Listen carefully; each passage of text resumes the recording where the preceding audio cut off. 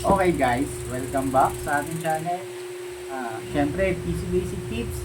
Kung gusto nyo matuto ng mga pa-basic, pag-repair ng PC o kaya printer, subscribe na kayo sa ating channel, PC Basic Tips. Yan guys.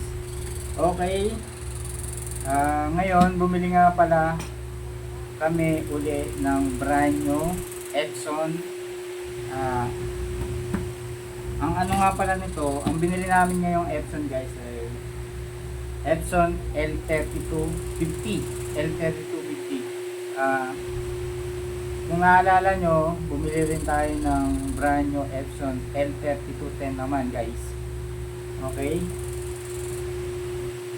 Yun yung huling binili natin na Epson na brand new L3210.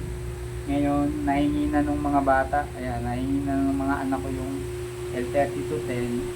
Ang gamit ko ngayon sa shop ay Brother. Medyo mahirap gamitin si Brother, kaya bumili kami ng brand new na L3210 naman, Epson. Epson ulit, L3250 binili namin ngayon brand new. Para magamit ni Mrs. Mas madaling gamitin to compare kay Brother, kaya mag-unbox tayo. Saka ang pinagkaiba nga pala ni Epson L3250 kay Epson L3210 guys ay itong L3250 is may wifi na guys, may wifi, pwede nang kumonek sa cellphone, parang pwede ka na mag-print rekta via wifi dito sa L3250 kasi may wifi na siya guys, may wifi na. Yung L3210 is wala, kaya mag-unbox natin guys itong brand new Epson L3250.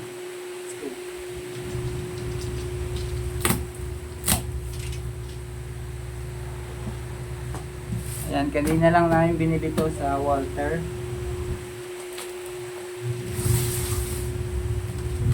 Brand new.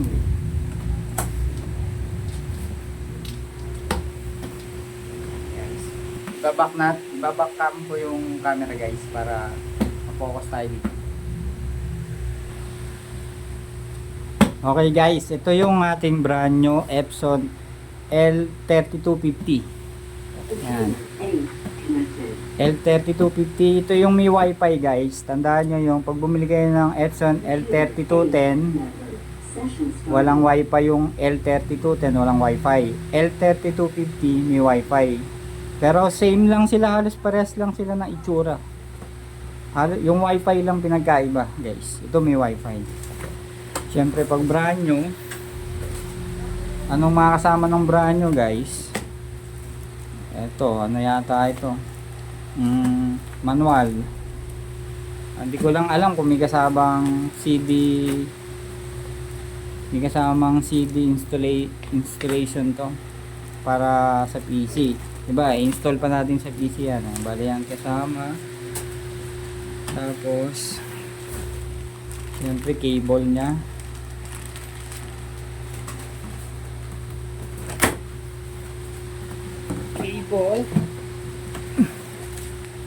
Ink guys, ang mahal ng ink sa mga SM. Ayan, pag gusto nyo ng murang ink, sa Shopee kayo bumili. Shopee, basta original ink guys ha. Tandaan nyo ha, pag brand new printer, bawal gumamit ng replacement ink. Maboboid yung warranty guys. 2 years warranty ang mga Epson. 2 taon ng warranty nyan. 2 taon tagal. Kaya 2 taon tayong gagamit ng original na ink na. Tandaan nyo, huwag kayong gagamit ng replacement ink pag brand new yung inyong printer na Epson. Tandaan nyo, huwag kayong gagamit ng replacement ink. Antayin yung maboid na yung warranty, matapos ng warranty, saka kayo gumamit ng replacement ink. Kasi pag nasira yan guys, may warranty eh. Pag nasira yan, hindi na nila gagawin. Gagawin man nila yung may bayad ah. Pag brand new, original ink lang guys. Kaso masakit yung original na ink. Ang price nyan masakit. Yan, ink kasama. Ito ba makasama nyo?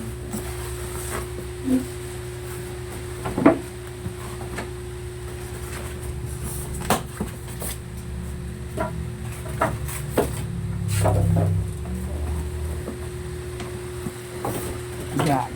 Ayun sa ilalim. May kasama pa palang may pasunod pa siyang syempre yung USB cable papuntang PC, printer to PC. Ay balik rin lang muna natin itong box.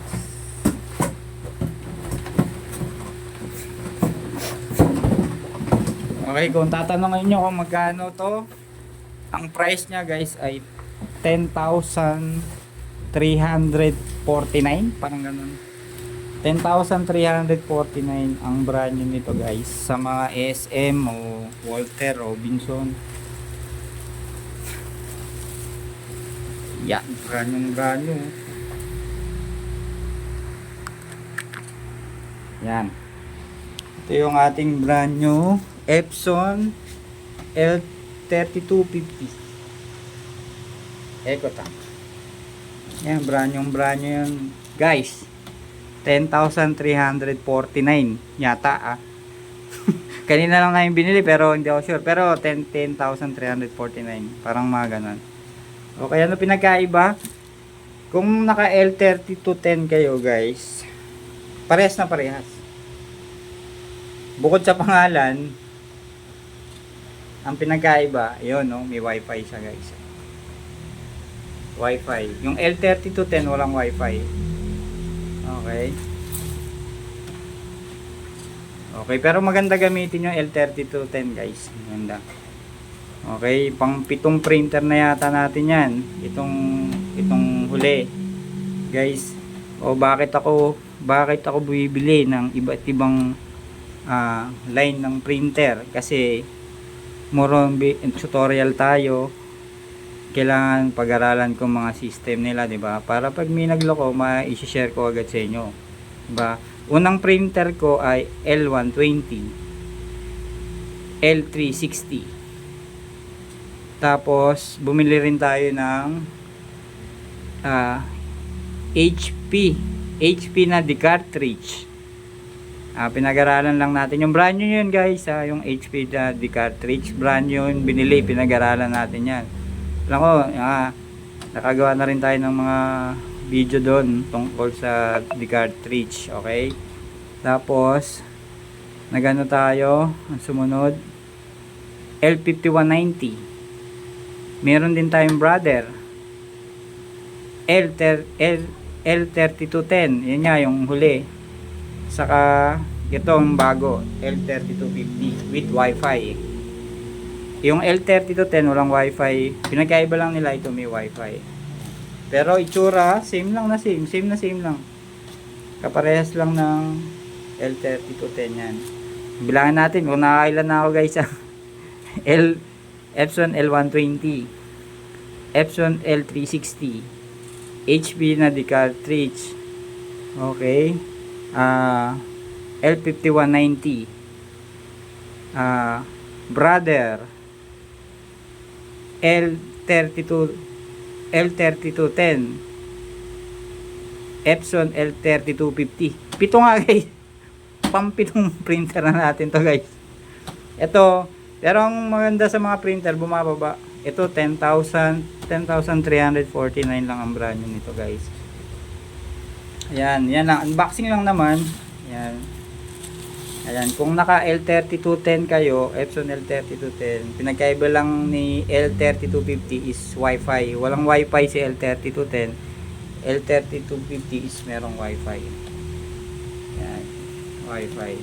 Yung Epson L5190 may wifi din yun. Tapos pwede ka mag-xerox ng long. Ito walang long, A4 lang. Okay, si L5190 may long yun. Yung brother ko may long din yun. May Xerox din ng long. Doon din yun sa ibabaw. Pinipid yun, gumagano. Pipid mo, mag-ES siya pag ano. Okay, binili namin to para napag-Xerox si Mrs. ng mabilis-bilis. Kasi yung brother, medyo hirap siya doon. Yung lagayan ng bond paper niya sa ilalim. Napakita ko sa inyo yung brother guys.